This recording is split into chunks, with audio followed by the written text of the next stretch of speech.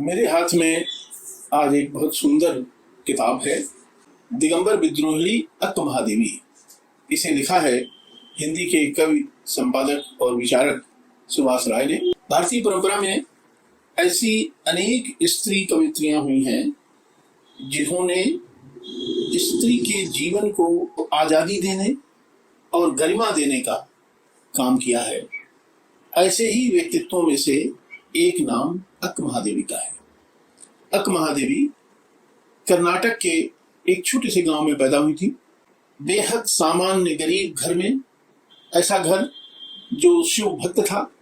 जन्म से ही अक्क महादेवी के मन में शिव के प्रति प्रेम और समर्पण हो गया।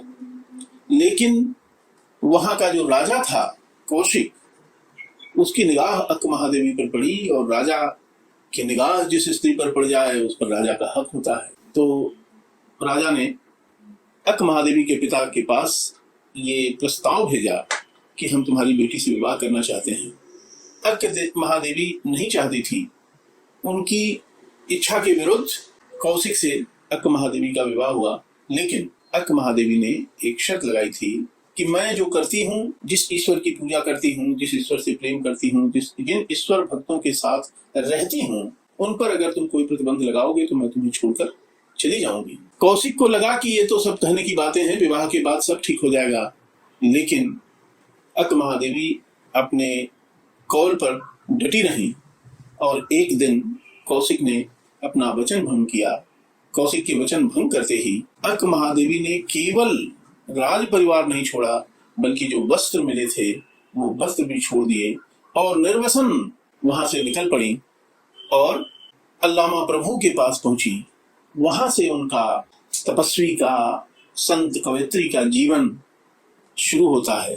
कल्पना कीजिए कि आज से 1000 वर्ष पहले एक ऐसे जबदे हुए समाज में की कोई स्त्री वस्त्र को छोड़ती है, तो एक तरह से उस समय की जो एक सौंदर्याभिरुचि है, उस सौंदर्याभिरुचि को तार तार करते हुए वो घर से निकलती है।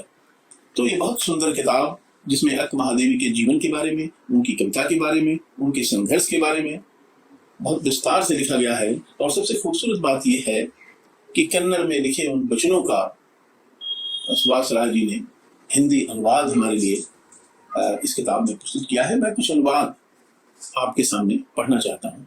मैं नहीं निरुपाय स्त्री, मैं न विचलित हूँ न डरती हूँ। भूख हो या प्यास मुझको रोकना मुश्किल।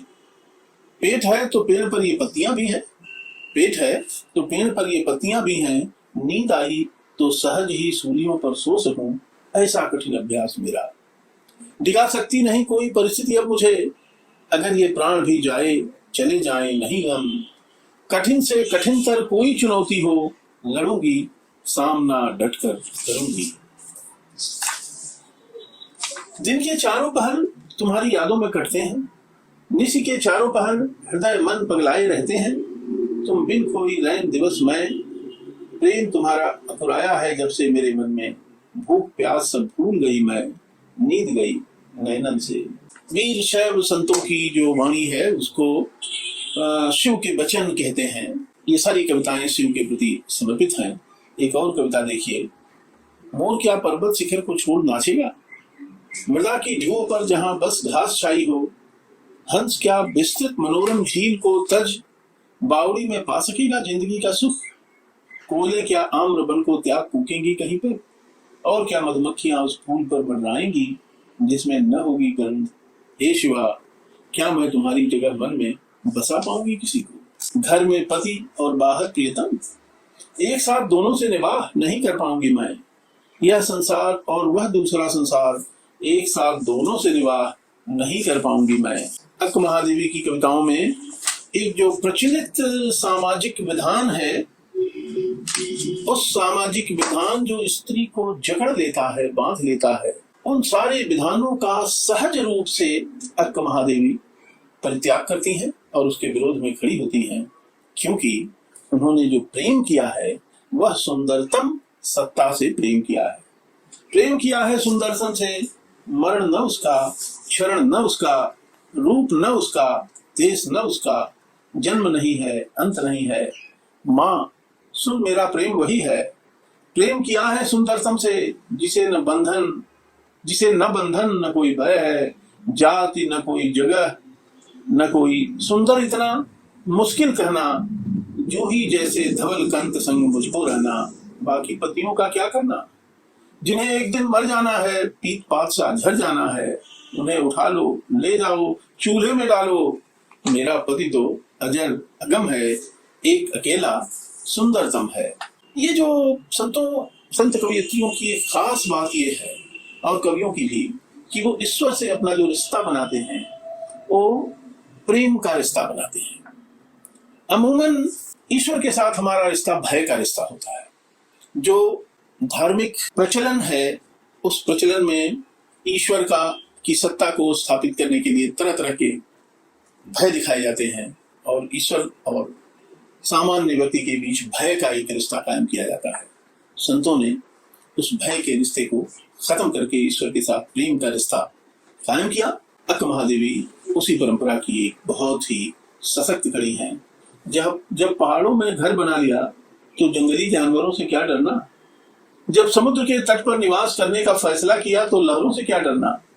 हे स्वामी छिन्न मल्लिकार्जुन, जब मैं नश्वर संसार में जन्मी हूं तो मुझे धीरज रखना चाहिए, प्रशंसा और निंदा से विचलित नहीं होना चाहिए। ये संवाद कर रही है वो शिव से, क्योंकि मैंने अपनी आत्मा को स्वच्छ बना लिया है, क्योंकि मैंने चिन्न मल्लिकार्जुन से प्रेम किया है और आत्मा और देह के द्वैत को जीत लिया है, इसीलिए मैं कल्याण पहुंच सकी हूं। भूख ठहरो, प्यास ठहरो, नींद ठहरो, क्रोध माया कामनाओं तुम करो रुक कर प्रतीक्षा, कलह लालच और भीतर छिपे ओ अभिमान ठहरो, मल्लिकार्जुन ने दिया संदेश मुझको मिलन का, मैं जा रही हूं।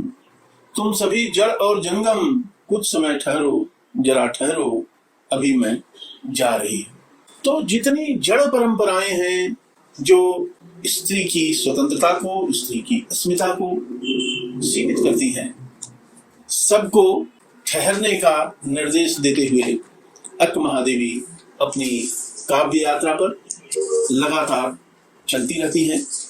इस हल्की सी जो वानगी मैंने प्रस्तुत की, उससे आपके मन में एक उत्सुकता बनेगी और आप अक्क महादेवी को जानना चाहेंगे, और जो अक्क महादेवी को जानना चाहेंगे उन्हें दिगंबर विद्रोहिणी अक्क महादेवी इस किताब से गुजरना होगा। तो शिव के हृदय कमल में बसने वाली और उनके साथ प्रेम का सहज संबंध जोड़ने वाली अक्क महादेवी भारतीय परंपरा की एक ऐसी मशाल है जो आगे चलने पर कश्मीर में ललदद्द के रूप में हमको मिलती है, और थोड़ा आगे और बढ़ें तो हिंदी में मीराबाई के रूप में मिलती हैं, और हमारे समय में महादेवी वर्मा के भीतर भी उसी परंपरा की अनुभूतियां सुनाई पड़ती हैं। धन्यवाद।